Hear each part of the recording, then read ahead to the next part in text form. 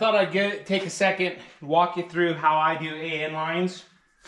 They're pretty simple. So the ones for like power steering and stuff are quite a bit harder, but the ones that are for fuel, and this particular line is actually for a transmission cooler, they're really easy. So I'll show you what I do. So you're gonna get your ferrule.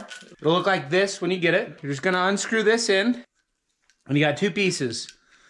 This piece is gonna screw on to your hose, and it'll be reverse thread. So you're gonna go lefty, tighty, righty, loosey. So it's gonna be backwards from what you normally do. And this will go into it. But I'll show you a little trick I do to make it a little bit easier to get these in, because they can be a bit of a pain. Start off, you want your end to be reasonably clean, not too frayed up. And then we'll go backwards and normal to get it on. And you're gonna screw it in basically until it's seated into the back of this fitting.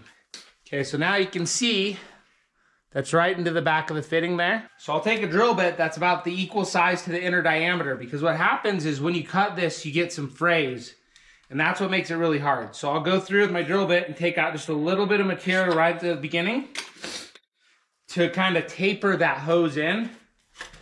And then I'll take a little bit of whatever fluid is gonna be inside the line and just lubricate this fitting. And if you have soft jaws, it helps a bunch. I use my soft jaws. Obviously you can use a regular vise, or you can just use another wrench. I like to try and keep these from getting too marred up. So I'll put them in my soft jaws. You're gonna push down with a little bit of pressure, get this to bite in so you can start screwing it in. Take your AN wrench if you have one. If you don't have one, you can use a regular chrome wrench is fine. You just might mar the surfaces up. I'm trying to keep this really nice since this is gonna be like a show truck. And then you'll just tighten it up. And then I have this thing about making my fittings even. There you go, one fitting.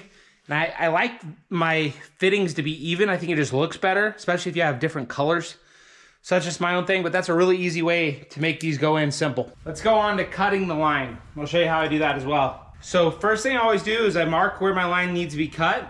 I just use blue painter's tape, tends to work pretty well. Then I'll chuck it up in my soft jaws again. Then I like to use a little cutoff wheel like this guy, so I can get a nice straight cut. The straighter the cut, the less fraying, the easier it is to screw on the ferrule. Okay, so we're just gonna cut this guy. Okay, so now we're cut. And we're just gonna terminate this just like we did the other one.